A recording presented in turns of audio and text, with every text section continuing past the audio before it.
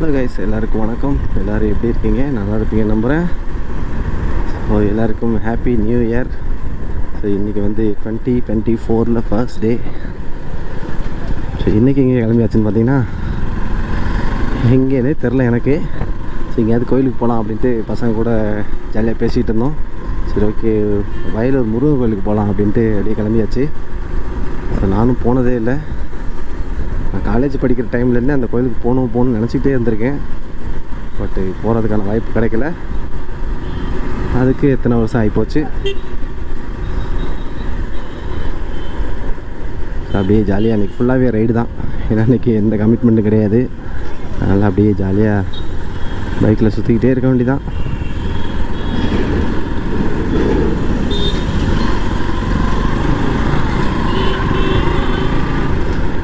இங்கேருந்து கிட்டத்தட்ட ஒரு 40 கிலோமீட்டர்ஸ் இருக்கும். 40 கிலோமீட்டர்ஸ் வந்து இன்றைக்கி ட்ராவல் பண்ண போகிறோம். அது மட்டும் இல்லாமல் அதுக்கப்புறமும் ட்ராவல் பண்ண போகிறோம். பட் அது எங்கேன்னு தான் இன்னும் டிசைட் பண்ணலை.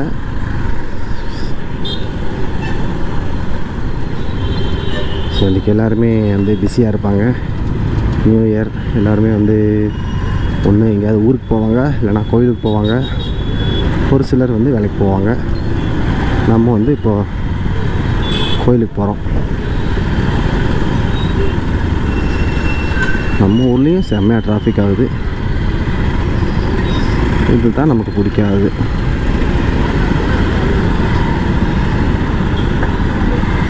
ஒரு 300 ரூபாய்க்கு பெட்ரோல் அடிக்கணும். காலையில் தான் 200 ரூபாய்க்கு போட்டேன். இருந்தாலும் திரும்ப ஒரு 300 ரூபாய்க்கு பெட்ரோல் அடிக்கிறது தான் பெஸ்ட்டு.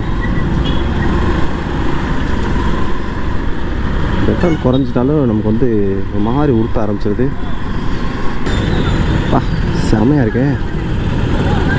சர்ச்சில் வந்து செம்ம பிஸியாக இருப்பாங்க. செம்ம க்ரௌடாக இருக்குது.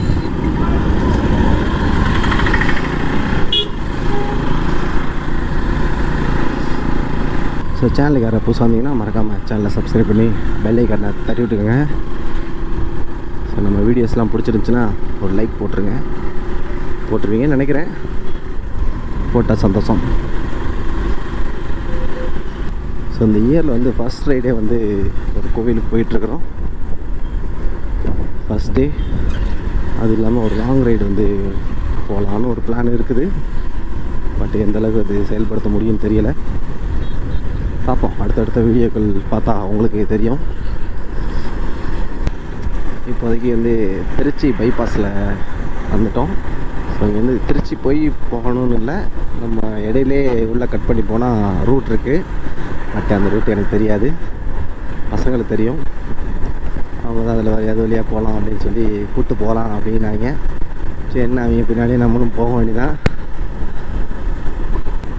பைபாஸில் பார்த்ததே வண்டி அப்படி திருவண்ணாமலை போல தான் இருக்குது. பட்டு இன்றைக்கி வேண்டாம், நீங்கள் ஸ்லோவாகவே போய்க்கலாம். மேக்ஸிமம் வந்து 60 தான் இன்றைக்கி ஸ்பீடு. அதனால எனக்கு இந்த 40 to 50 இந்த ஸ்பீடு வந்து எனக்கு ரொம்ப பிடிக்குங்க. அப்படியே ரொம்பவும் ஸ்பீடு கிடையாது, ரொம்பவும் ஸ்லோ கிடையாது. அப்படியே மீடியம் ஸ்பீடு, அதாவது எக்கானமி ஸ்பீடுன்னு சொல்லுவாங்க.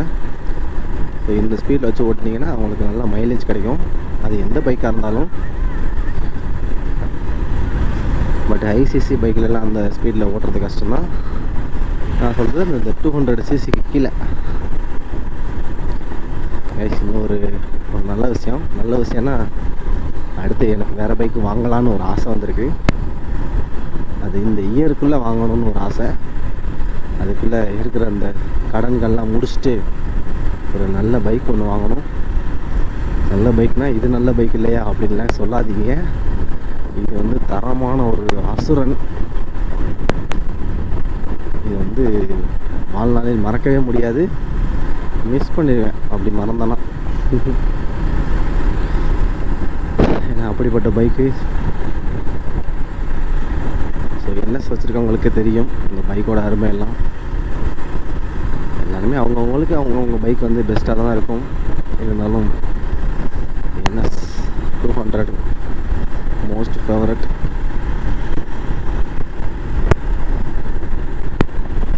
ஸோ இந்த மைக் வந்து இந்த ஹெல்மெட்டில் இந்த மைக் வந்துட்டு ரொம்ப சவுண்டு கொடுக்குதுங்க.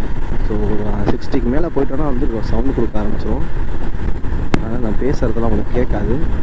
அதனால் சீக்கிரம் அந்த மைக் வந்து சேஞ்ச் பண்ணணும். அந்த மைக்கு வாங்கி கிட்டத்தட்ட ஒரு வருஷத்துக்கு மேலே இருக்குன்னு நினைக்கிறேன். இல்லை இந்த மைக்கு இப்போ ரீசெண்டாக தான் வாங்கினேன். ஆனால் பழைய இதுக்கு முன்னாடி வச்சுருந்த மைக்கு அதே மாடல் தான். ஏன்னா பட்ஜெட் பிரச்சனை. ரோடு மைக் ஒன்று இருக்குது, கிட்டத்தட்ட அது ஒரு 7000 வரும், 6500 வரும். அந்த மைக்குனால் கொஞ்சம் நல்லா இருக்குது. பட் அவ்வளோ ரேட்டு போட்டு வாங்குறதே வேண்டாம் அப்படின்னு தோணுது. அது ஃப்யூச்சரில் அது மாதிரி வாங்கிக்கலாம். நம்ம இப்போதைக்கு இதை வச்சு ஓட்டுவோம். ஷார்ட்கட்டில் வந்து உள்ள கட்டாயி வந்துட்டுருக்கோம். பட் இது எந்த ஊர் என்னன்னு எனக்கு தெரியல. இந்த ரூட்டு வந்து புங்கனூர் இந்த ஏரியா தான் போகணும்னு நினைக்கிறேன். அப்படியே போய் அள்ளித்துறை போயிட்டு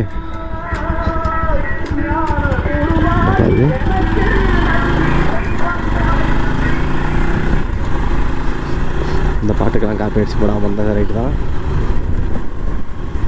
மைக் செட்டு பாடினாலே பயமாக இருக்குங்க, அது காப்பி அடிச்சு ஆயிருமோன்னு.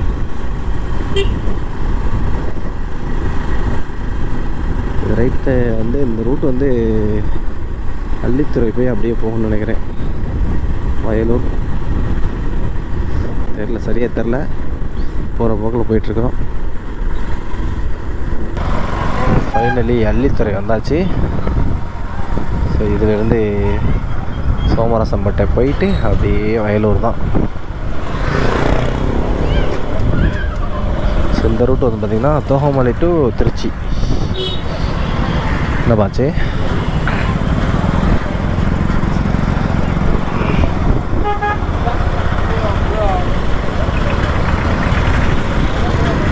போவோம்.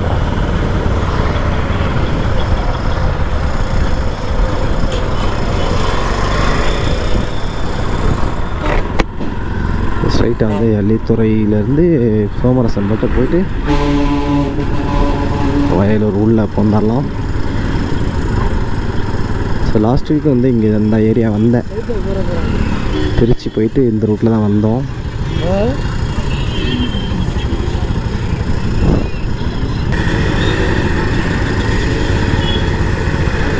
ஸோ இது மார்க்கெட் ஏரியா, அதனால தான் அவ்வளோ க்ரௌடாக இருக்குது.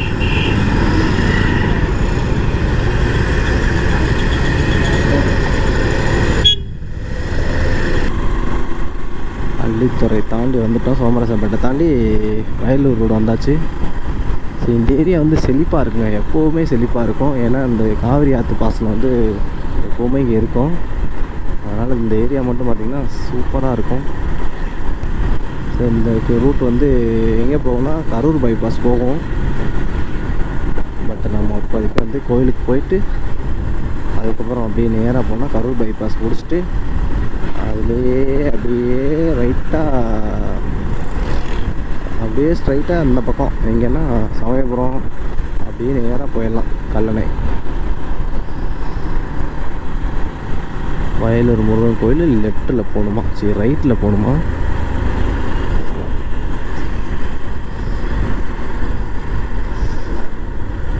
கரூர் ஜியபுரம். இந்த கோயிலே வந்து க்ரௌடாக தான் இருக்குன்னு நினைக்கிறேன்.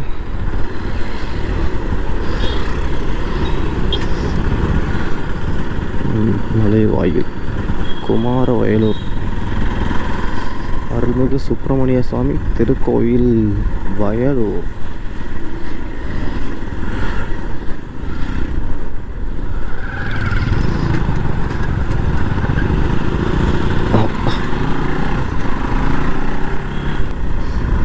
இது பயங்கர கூட்டமாக தான் இருக்குன்னு நினைக்கிறேன்.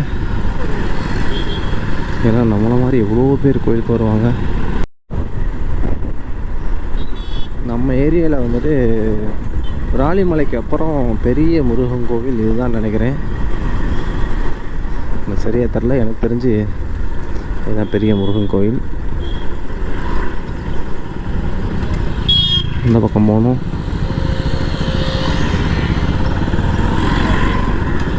எதுவுமே தெரில, கோயிலுக்குள்ளெல்லாம் போக முடியுமான்னு தெரியல. சும்மா போயிட்டு கோயிலை பார்த்துட்டு அதை ஒன்றும்.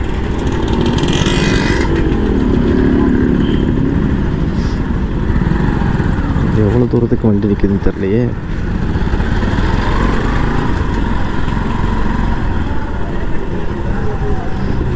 உள்ள மைக் செட்டில் போட்டிருக்காங்களே, காப்பி ரைட்ஸ் போட்டுருவாங்க.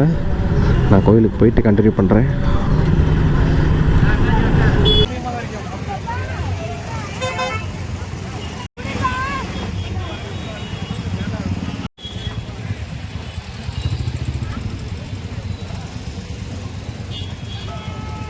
ஒரு வழியாக சாமி கும்பிட்டு கிளம்பிட்டோம். ஏன்னா சரியான டிராஃபிக் ஆகிடுச்சிங்க. இடையில ஒரு காரை போட்டு திருப்ப முடியாமல் திருப்பிக்கிட்டு இருந்தாங்க. அதனால் செம்ம டிராஃபிக் ஆகிடுச்சு. எப்படியோ ஒரு வழியாக பைக்கெல்லாம் வெளியில் எடுத்துகிட்டு வந்துட்டோம். ஸோ நெக்ஸ்ட்டு வந்து கல்லணை, நேராக கரூர் பைபாஸை பிடிச்சிட்டு அப்படியே அழுத்தினோம்னா ஒரே ரோடு தான்.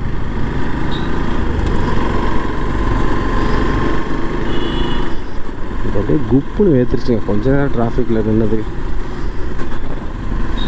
ஸோ கோயில் வந்து கட்டிக்கிட்டு இருக்காங்க. சரியான கூட்டம். உள்ள கோயில்லையும் வந்து உள்ளேயும் வந்து சரியான கூட்டமாக இருந்தது. பரவாயில்ல, வந்துட்டோம். உள்ளே போய் சுப்பிரமணிய சுவாமியை பார்த்துட்டு வந்துடலாம் அப்படின்ட்டு போய் பார்த்துட்டு வந்தாச்சு. மேக்ஸிமம் நான் இந்த மாதிரி கோயிலுக்கெல்லாம் போனால் அதிகமாக உள்ளே போக மாட்டாங்க, சும்மா வெளியில் இருந்துட்டு வந்துடுவேன். பட் இங்கே வந்து ஃபஸ்ட் டே வந்திருக்கோம், இந்த இயரோட முதல் நாள். ஸோ கோயிலுக்கு வந்திருக்கோம், நல்லது நடக்கட்டும் அப்படின்ட்டு உள்ளே போயிட்டு வந்தாச்சு. நல்லது நடக்கும்னு நம்புவோம். காவேரி ஆறு வந்தாச்சு. தண்ணி கொஞ்சமாக தான் போயிட்டுருக்கு. இந்த ரோடு வந்து திருச்சி டு கரூர் அதில் தான் போயிட்டுருக்கோம். இதில் ஒரே ரோடுங்க, அப்படியே ஸ்ட்ரைட்டாக போனால் கல்லணை போயிடலாம். அதனால தான் அந்த ரோட்டில் வந்துட்டோம். அது வழியாக போகலாம், பட் அது சிட்டிக்குள்ளே போய் அந்த பக்கம் மாறி மாறி போயிட்டுருக்கணும். இது கொஞ்சம் சுற்றி வந்தாலும் ஒரே ரூட்டு, அப்படியே போயிட்டே இருக்கலாம். அதனால் அந்த ரோட்டில் வந்துட்டோம். அந்த வெயிலுக்கு அப்படியே போய் தண்ணியில் குளித்தோன்னா செம்மையாக இருக்கும். தண்ணி அப்படியே கண்ணாடி மாதிரி மின்னுது இங்கேருந்து பார்க்கும்போதே. இங்கேருந்து பார்த்தா காவிரியின் அழகு அப்படியே தெரியுதே. செம்மையாக இருக்குது பாரு. இங்கேருந்து தண்ணி கொஞ்சமாக தான் போயிட்டுருக்கு. ஸோ தண்ணி நிறையா போகிற டைமில் இங்கேருந்து பார்த்தா வேறு லெவலில் இருக்கும்.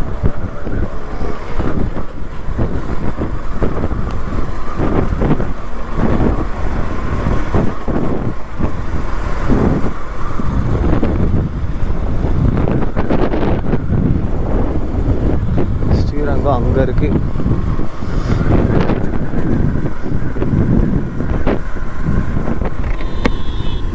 நம்ம இப்போ இந்த காவேரி கரை ஓரத்துலேயே போக போகிறோம், கல்லணை வரைக்கும்.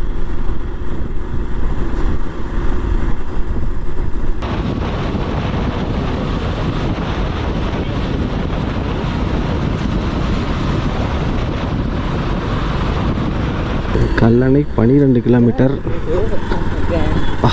வேறு லெவலு.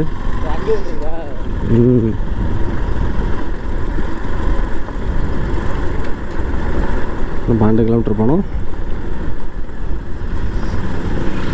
கல்லணை இது வரைக்கும் போனதே இல்லை, ஃபர்ஸ்ட் டைம் போகிறேன். நல்லாயிருக்கும்னு நினைக்கிறேன். பட் தண்ணி வந்தால் இன்னும் சூப்பராக இருக்கும். தண்ணி கம்மியாக தான் இருக்குது.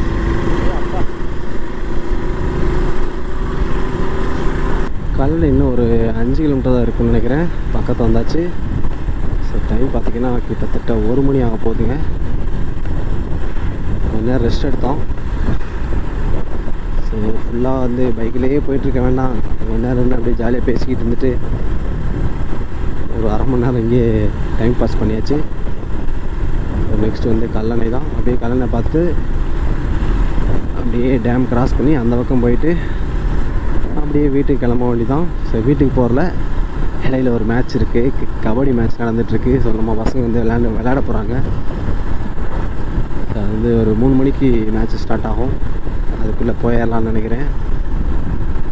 2 நாளாக ஊரில் கிரிக்கெட் மேட்ச் வச்சுருந்தோம். ஸோ அதுவும் சூப்பராக முடிஞ்சிச்சு.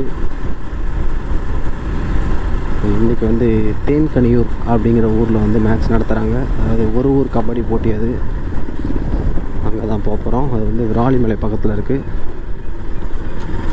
இப்போ நம்ம அங்கே தான் போகணும். கல்லணை பார்த்துட்டு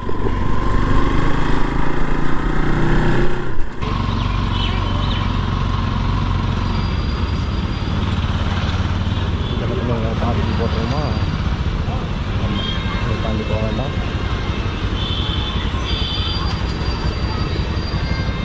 தலைவரே வண்டி எங்கிட்டே போட்டுடலாம்.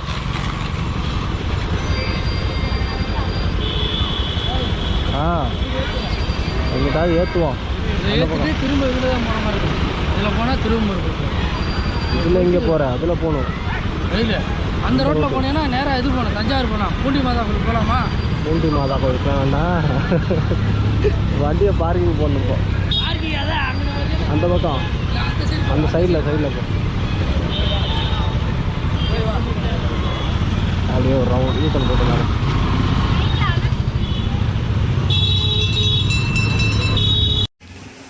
நினச்சதை விட பெருசாக இருக்குங்க இந்த அணை, பயங்கரமாக இருக்குது. கரிகால சோழன் வந்து இவ்வளோ பெரிய அணையை கட்டிருக்காரு.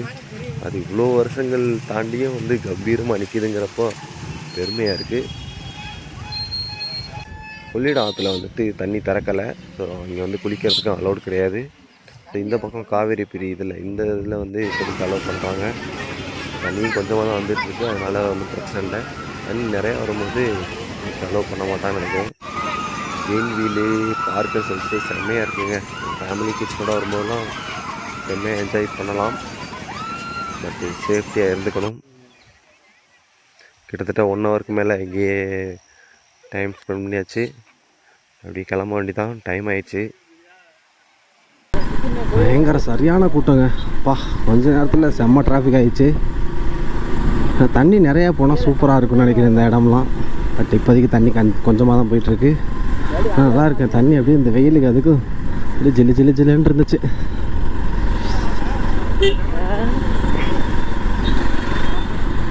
இந்த பக்கம் ஒரு ஆறு, எத்தனை ஆறு? 3.